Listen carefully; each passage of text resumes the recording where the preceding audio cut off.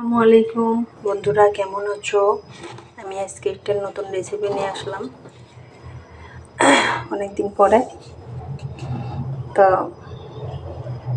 আজকে বাচ্চা বায়না ধরছে আম্মু তেলের পিঠা খাবো, তাই তেলের পিঠা নিয়ে চলে আসলাম তোমাদের মাঝে, তোমাদের দেখানোর জন্য নিয়ে আসলাম। বন্ধুরা, কেমন হয় দেখতে থাকো। আর আসলে সব কিছু তো তোমাদের মাঝে শেয়ার করি, তো এটা নিয়েও আমি তোমাদের মাঝে শেয়ার করতেছি।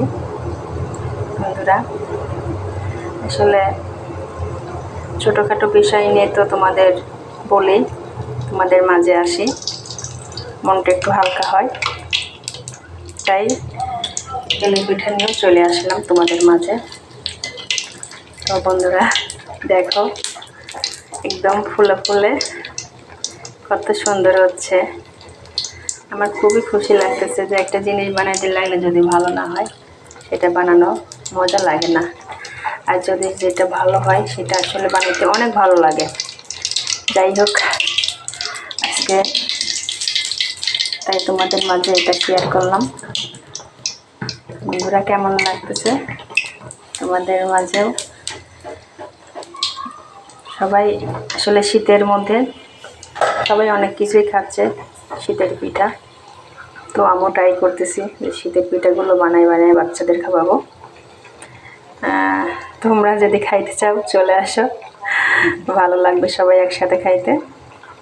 আর এই আর কি বন্ধুরা,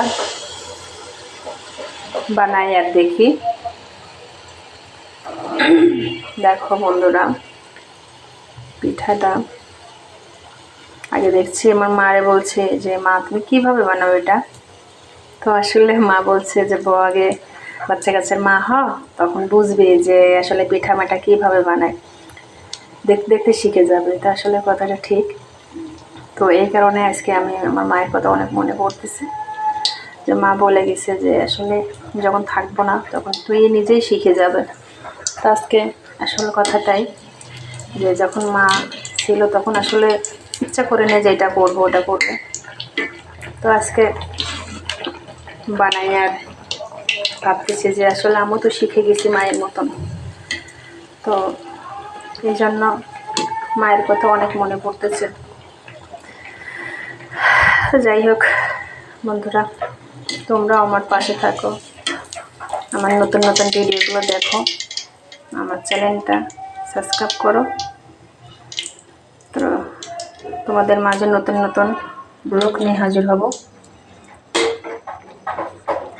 তো দেখতে থাকো বন্ধুরা, আসলে অনেকটাই সুন্দর হয়েছে। এই যে দেখো কত সুন্দর হয়েছে পিঠাগুলা। ওকে বন্ধুরা, বাই, আল্লাহ হাফেজ।